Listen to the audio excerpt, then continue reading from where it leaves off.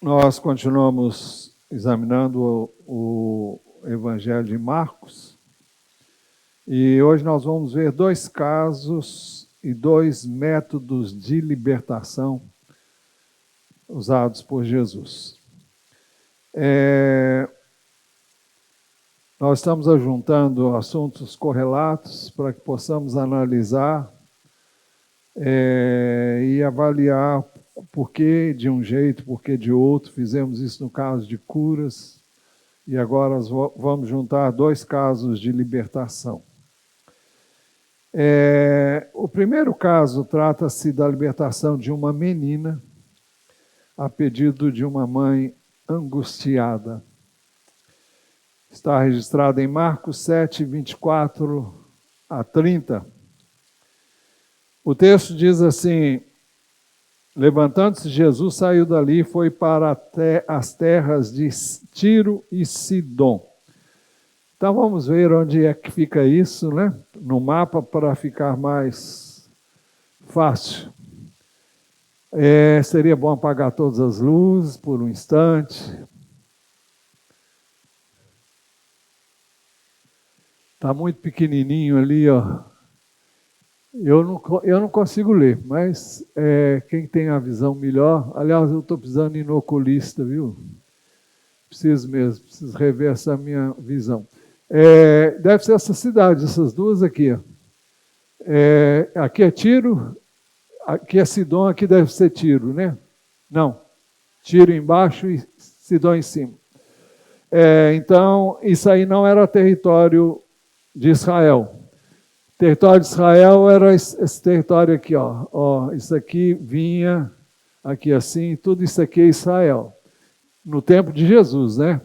Era o povo morar, aliás, aqui nem tanto, mas mais aqui, ó. Essa parte aqui, e essa aqui é a parte da Galileia, chamada de Galileia dos Gentios, mas é onde alguns discípulos vieram de lá. Mas essa região aqui era de gentios. Então pode acender a luz, daqui a pouco a gente volta a mexer em mapa. Então, segundo o Evangelho de Marcos, Jesus foi a 3 regiões onde viviam os gentios. Isto é, os não-judeus. E nós já vimos o primeiro caso em Marcos 5:1, quando vimos o seguinte: Jesus e os discípulos chegaram a outra margem do mar, à terra dos Gerazenos. Foi quando Jesus libertou um homem possesso de uma legião de demônios na cidade de Gadara, na terra dos Gerazenos. Era uma região gentia, e Jesus foi lá só para libertar esse homem. Interessante algumas coisas que Jesus fez, e eu creio que um caso que nós vamos ver hoje, pelo menos, foi especificamente Jesus vai lá para esse lugar com esse propósito. Mas aqui, no caso do Gerazeno, Jesus foi lá especificamente para isso, fez isso e voltou. Depois nós vimos Jesus em Decápolis. Então, Decápolis era aquela região do lado direito, quem olha no mapa, o lado esquerdo, onde ficava o lado oeste, era a terra de Israel, do lado leste era Israel, não, lado leste era o Decápolis, do lado oeste era Israel. Isso em relação ao Rio Jordão, né? Então, em Marcos 7, 31, que nós já vimos, embora seja um texto que vem depois do que nós vamos examinar agora, diz assim: de novo Jesus se retirou das terras de Tiro e foi para Sidom, até o mar da Galileia, através do território de Decápolis. E hoje nós estamos vendo Marcos 7, 24, que diz assim: levantando-se Jesus, saiu dali e foi para as terras de Tiro e Sidom. E o texto continua dizendo: tendo entrado numa casa, não queria que ninguém soubesse onde ele estava. Eu não sei porquê, mas houve ocasiões que Jesus buscou isolamento, buscou estar sozinho, fora das multidões, e nem sempre ele conseguiu, porque as multidões sempre vinham e encontravam um jeito de encontrá-lo, e aqui vai ser diferente. O texto diz que ele, tendo entrado numa casa, não queria que ninguém soubesse onde ele estava. O texto continua dizendo: no entanto, não pôde ocultar-se. E a razão vem logo a seguir: porque uma mulher cuja filhinha estava possuída de espírito imundo, logo ouviu falar a respeito de Jesus. Como essa mulher ouviu, eu não sei. Como ela soube, também não sei. O texto não menciona que Jesus estava com os discípulos, não diz nada disso. Mas diz que essa mulher veio e encontrou Jesus nessa casa. O que Jesus foi fazer lá parece que foi só para libertar essa menina, porque não há nenhuma explicação, não há nenhuma coisa que possa nos levar a entender de forma diferente. O texto diz, depois, o que aconteceu no verso 25, a segunda parte diz: ela veio e se ajoelhou aos pés dele. Ela veio e se ajoelhou aos pés dele. Essa mulher não era judia, essa mulher era uma gentia. Ela tinha origem sírio-fenícia, nós vamos ver isso daqui a pouco. E então ela era uma estrangeira. E nós vamos ver onde o segundo slide vai nos dar uma orientação mais adequada do que é a região sírio-fenícia. Fenícia é aquele lugar onde está lá. A Fenícia aqui, que cidade é essa aqui? Quem consegue ler? E aqui, Tiro e Sidom. Então, nessa região que Jesus estava, ela era Sírio-Fenícia. A Fenícia era aqui e a Síria era aqui, mais ou menos aqui assim, que ficava aqui está Damasco. Não é Damasco aqui? Então, aqui, Damasco, capital da Síria. Então, ela era dessa região e ela estava lá numa dessas cidades. Nós tivemos aqui, já falei isso com os irmãos, e vimos a guerra naquela ocasião contra a Síria, bombas sendo soltas lá. Mas o texto diz: ela veio e se ajoelhou aos pés dele. Essa mulher era estrangeira de origem sírio-fenícia.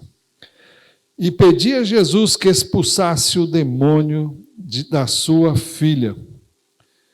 Mas Jesus dá uma resposta que nos causa uma certa estranheza à primeira vista. E a gente nunca pode menosprezar o propósito de Deus quando Ele diz certas coisas que nem sempre é o que nós achamos o certo. Ele sabe o que diz e por que diz, não é? Mas Jesus lhe disse: deixe primeiro que os filhos se fartem, porque não é correto pegar o pão dos filhos e jogá-los aos cachorrinhos. Eu não sei o significado disso na língua que Jesus usou para falar àquela mulher. Em cada região, em cada parte do mundo, determinados termos têm um significado que nem sempre corresponde ao que nós entendemos aqui. Uma leitura superficial, nós vamos entender que ela que Jesus está dizendo que ele não ia tirar o pão dos filhos, que eram os filhos de Israel, o povo para quem ele veio inicialmente, e dá-lo aos cachorrinhos, chamando a mulher de cachorrinha, né? Aparentemente. Eu não sei, não tenho nenhuma capacidade para analisar, à luz do contexto cultural daquela gente, o significado mais específico. Mas o fato é que ele disse: deixe primeiro que os filhos se fartem, porque não é correto pegar o pão dos filhos e jogá-los aos cachorrinhos. Quantos aqui tem cachorro em casa? Ah, sei. Na roça, quando eu era pequeno, eu ia, já falei 1000 vezes aqui para vocês, tinha um monte de cachorro, né? Na hora da comida, ficava lá perto da mesa esperando alguém jogar alguma coisa para eles, ou cair alguma coisa da mesa para eles comerem. Então, ele está dizendo, olha, não é correto você tirar o alimento dos filhos para dar para os cachorrinhos. Para os cachorrinhos você dá o resto, ou dá o que cai por acaso, mas não é prioridade. Imaginem só você ouvindo uma palavra dessa. Por que Jesus teria dito isso a essa mulher? Eu não sei. Ele sabia por que fazê-lo e creio que ele fez muito bem, porque quem sou eu para discutir com Deus?